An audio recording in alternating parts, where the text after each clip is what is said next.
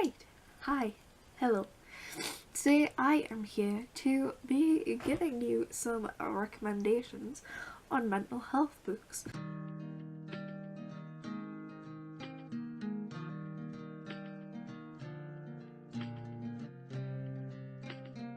Honestly, I'm not an expert on mental health yet. I would like to be. I do want to go to university to study psychology. I'm very interested in mental health, having personally struggled with OCD, depression and anxiety since the age of 13. Yay! How great!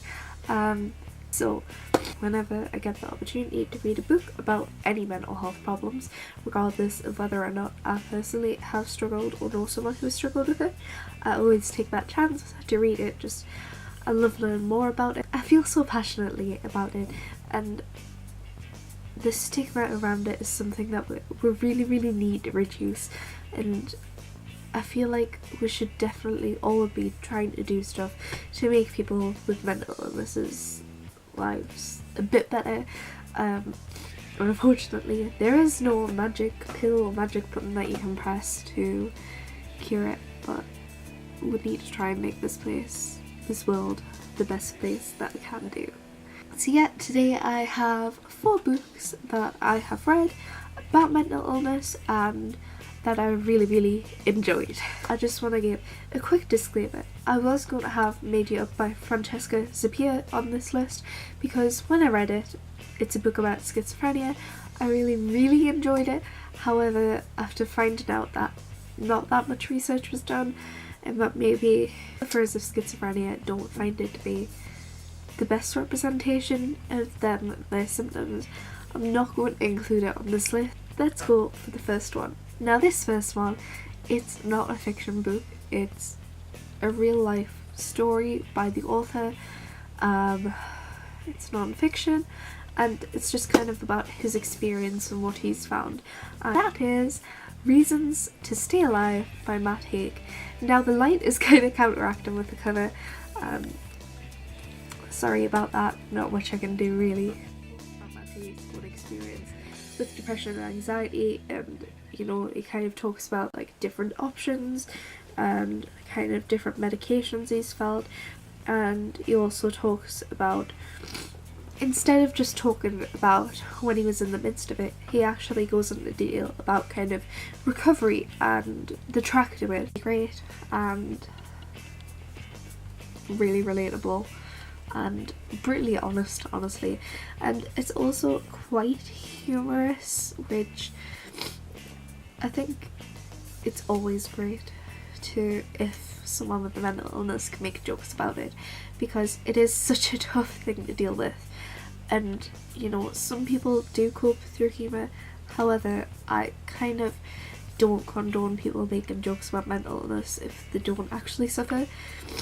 I just do think that's a bit insensitive, but yeah, this was a really good one and would 10 out of 10 recommend Reasons to Stay Alive by Matt Haig. I actually just read this month and I thoroughly enjoyed it. This is A Tragic Kind of Wonderful by Eric Lindstrom. So this is about a girl called Mel who suffers with bipolar disorder and it runs in her family. So it's kind of about Mel.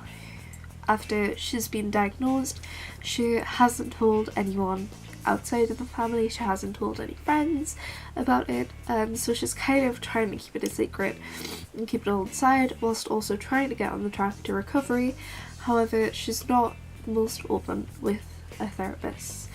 And now this book, again, I did feel like it was incredibly good, and I'm not too sure about the mania part because obviously I haven't really suffered mania. I don't have bipolar, but the depressive side, which Mel suffers from dysphoric bipolar and so often has depressive episodes, it is very well represented, I'd say.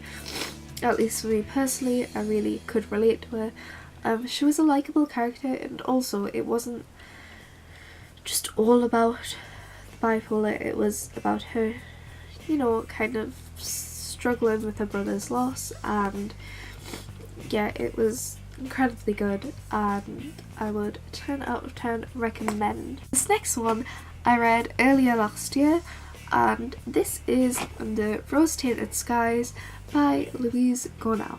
This one is about a girl called Nora who suffers with OCD and agoraphobia, which basically, if you don't know what that means, it means that she can't leave her house because of the anxiety. This one I did find really, really good. Parts of it I would give a trigger warning for.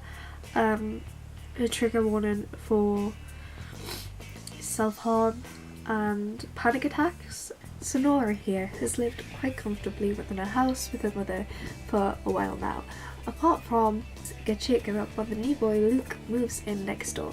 Now this, very, very good representation of OCD. I would say it has a good representation of panic attacks, however, trigger warning for panic attacks and self-harm.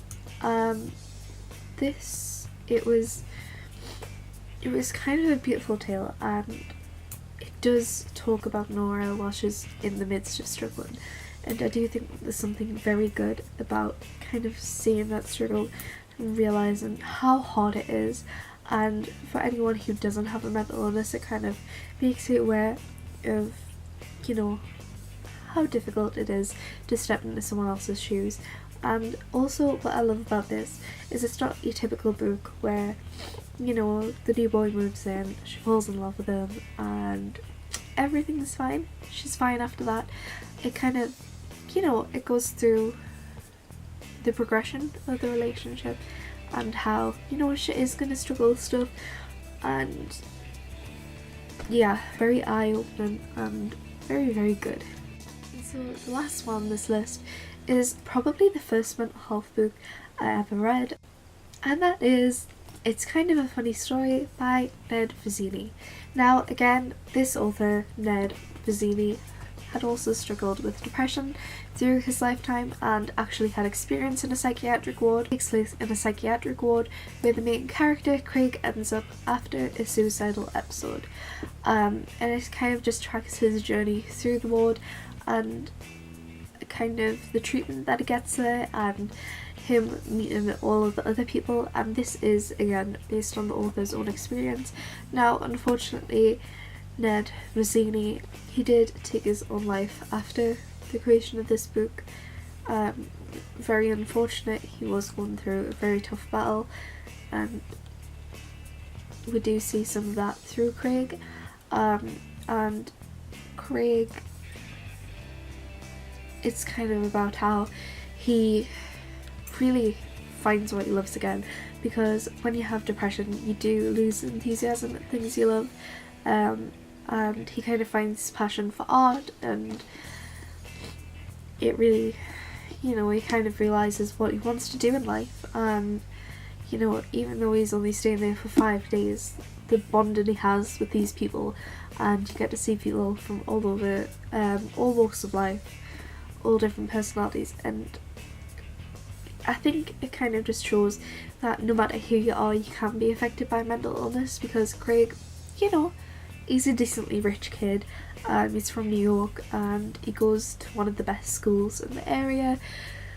That was very intensive to get in, and I think it just shows that, you know, it can happen to anyone, and no matter how happy someone may seem on the outside. And again, I related so much to it. Personally, I was a little triggered by it.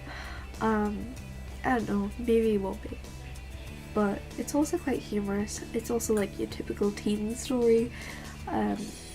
It's written from the point of view of a teen boy, so it's got a lot of teen stuff in.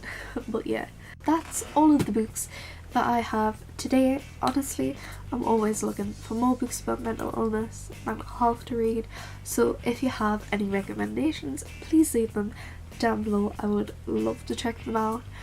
Honestly, one of my favourite types of book. This is me done for now. Check out my bookstagram at Look at All Those Books, and I will see you next time. Also, I hope you enjoyed.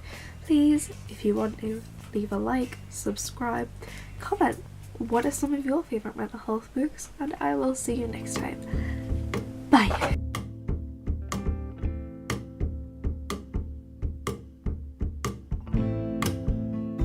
this one. Oh,